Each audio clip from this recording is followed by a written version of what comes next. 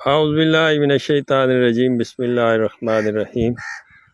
हकीम मियां हसन तुहाड़ी खिदमत च हाज़र है। वेखदे हो पे इनू पट के विखाना पिया सी।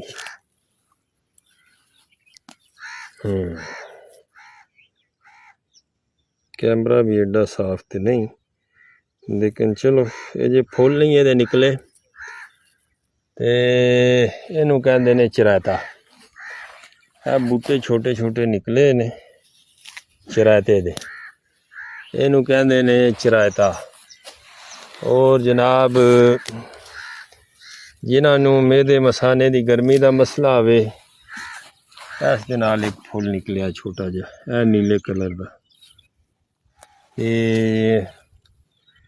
जिगर मसाने की गर्मी का मसला होवे, किसी बंदे नू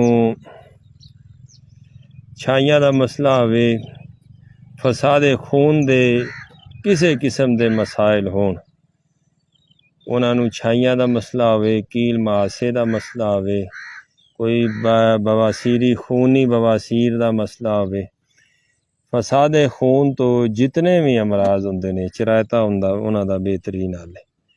ये जनाब रात नूं तुसीं ताज़ा ही ले लो।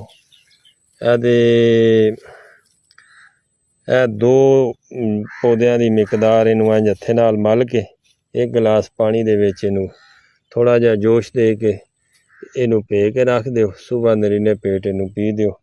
जिगर मसाने की गर्मी ते मेदे की गर्मी वास्ते ठीक है, ते खून नू बिल्कुल सोने हार साफ करदा।